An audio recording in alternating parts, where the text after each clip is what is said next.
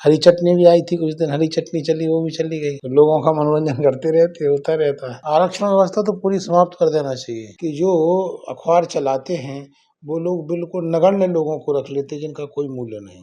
वो तो नेताओं की चाटुकारिता करते, उनका विज्ञापन छापते, पहले ही पैसा ले लेते कथाओं में, आपको पता नहीं है शायद। आजकल धर्मगुरु तो कम है, कथावाचक ज्यादा है। स्पर्श मल्टी स्पेशलिटी हॉस्पिटल बेहतरीन कार्डियोलॉजी की सुविधा एक्सपर्ट डॉक्टर के साथ ही दे रहा है एम्बुलेंस के लिए टोल फ्री नंबर की सुविधा 180030091616। स्पर्श मल्टी स्पेशलिटी हॉस्पिटल, एक एहसास अपनेपन का।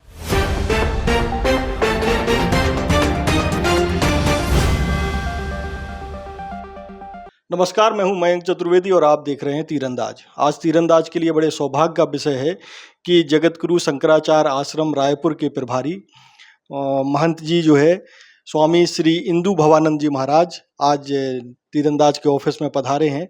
हम उनसे कुछ ऐसी चर्चा करेंगे जिससे समाज को कोई नई दिशा मिल सके। महाराज जी, बहुत बहुत स्वागत है आपका।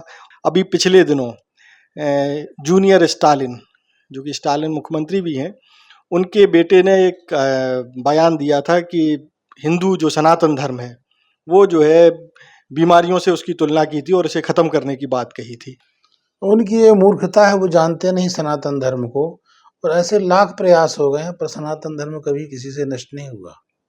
सनातन धर्म की विशेषता है कि सनातन परमात्मा ने शुरू किया, ये विशेषता नहीं है, और ये सनातन विशेषता नहीं है, जो मानता है वो सनातन हो जाता है। ये सनातन धर्म की विशेषता है, उनकी अज्ञानता है। और ऐसे बहुत सारे लोग कटाक्ष करके चले जाते पर होता कुछ नहीं उन लोगों से। आज जो राजनीति में जो धर्म की बात हो रही है वो कितनी सही है? राजनीति में धर्म की बात उतनी सही जितने में उनको लाभ होता है। जो बात उनको लाभ होता है उसी बात को बोलते हैं। और राजनीतिक लोग जितने भी राजनीति कर रहे हैं उनको असल में क्या धर्मशास्त्र का बिल्कुल ज्ञान नहीं होता, बल्कि कानून ऐसा लगना चाहिए कि जिसको धर्मशास्त्र का ज्ञान हो वही राजनीति करे। छत्तीसगढ़ में भी अभी चुनाव होने वाला है इसी महीने, और बहुत सारे मुद्दे हैं उसमें, धर्म के मुद्दे भी हैं। भारतीय जनता पार्टी भी धर्म के मुद्दों को लेकर के, हिंदुत्व के मामले को लेकर के आ रही है, लेकिन कांग्रेस ने छत्तीसगढ़ में जो है धर्म के मामले, खासतौर पर राम का मुद्दा उनसे छीन लिया है। वो राजनीति में एक दूसरे को छीनने वाला काम चलता है। बाकी अभी ये मुद्दा तो अच्छा है क्योंकि ये तो राम से संबंधित जगह है, तो जो भी सरकार हो उसको विधिवत करना चाहिए।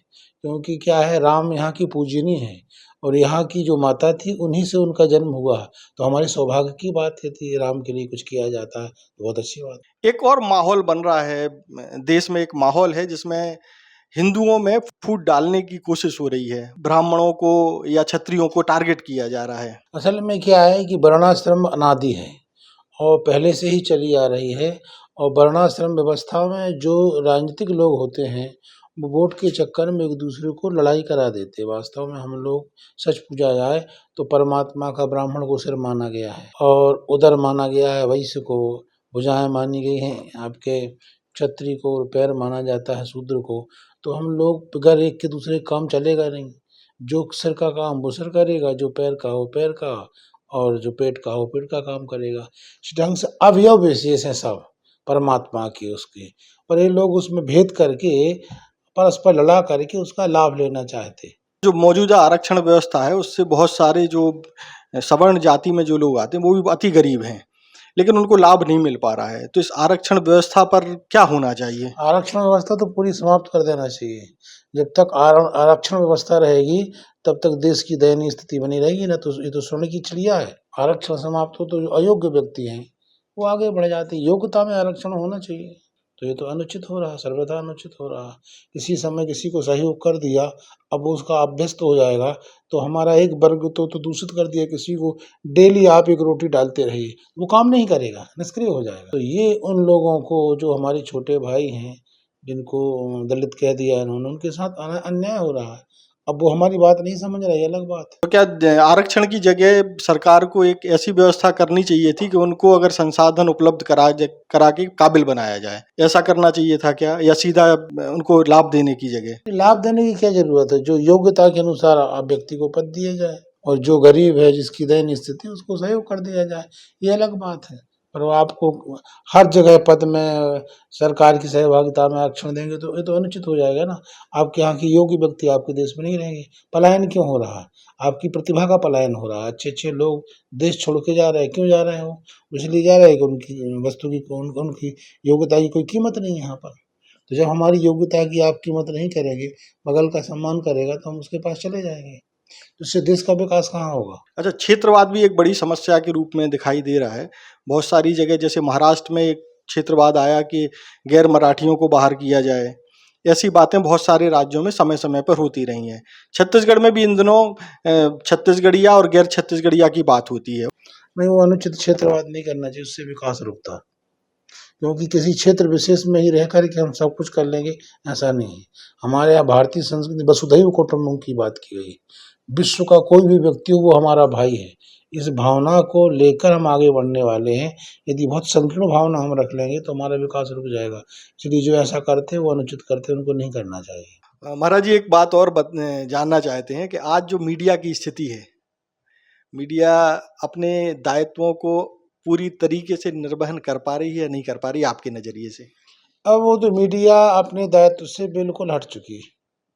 आप समझ लीजिए कि जो अखबार चलाते हैं, वो लोग बिल्कुल नगण्य लोगों को रख लेते हैं जिनका कोई मूल्य नहीं। और वो क्या है कि केवल विज्ञापन और चाटुकारिता में चल रहा है। जबकि इनका आदर्श नारद जी होना चाहिए। नारद जी आप समझ लीजिए कि समाज के हित में क्या बात है, क्या करना चाहिए उसको प्रस्तुत करते थे। अब आप देखो आज हम एक कथा बोल रहे थे भौमासुर की कथा। तो भौमासुर क्या है 1 लाख शादी करना चाहता था। तो नारद जी पहुँच गए। उन्होंने कहा महाराज तो 1 लाख शादी आप करोगे पर एक शादी करो तो अनुचित हो जाएगा। तो क्या करें महाराज बोले? कहा एक साथ करो ना 1 लाख। तो वो कन्याओं को इकट्ठा करने लगा। इकट्ठे होने के पहले भगवान पहुँच गए। उसको वध किया और कन्याओं को मुक्त कर दिया। तो ये विवेक का काम जो होना चाहिए मीडिया को, वो आजकल नहीं है। वो तो नेताओं की चाटुकारिता करते हैं, उनका विज्ञापन छापते हैं। हम खुद अपने अनुभव की बात बता रहे हैं बहुत सारा। अनुभव ये है कि हम अच्छे-अच्छे निर्णय देते हैं, तो हमारे नाम नहीं दूसरे के नाम पे लॉन्च हो जाते हैं। नहीं, अखबारों में तो अब तो संपादक जैसी जो संस्था थी, वो लगभग खत्म ही हो गई। तो संपादक भी आप किस लेवल के मानते हैं? अब हमको क्या कहें उसको किस लेवल के माने, क्योंकि वो तो संपादकीय ही नहीं आ रही है आजकल। पता नहीं क्या लिख देंगे, कोई भरोसा नहीं उनका। तो ये मनमुखीपन हो गया है। जो मन हुआ जो उनके आका लोग बैठे रहते हैं ना ऊपर, वही सब पढ़ाते रहते हैं।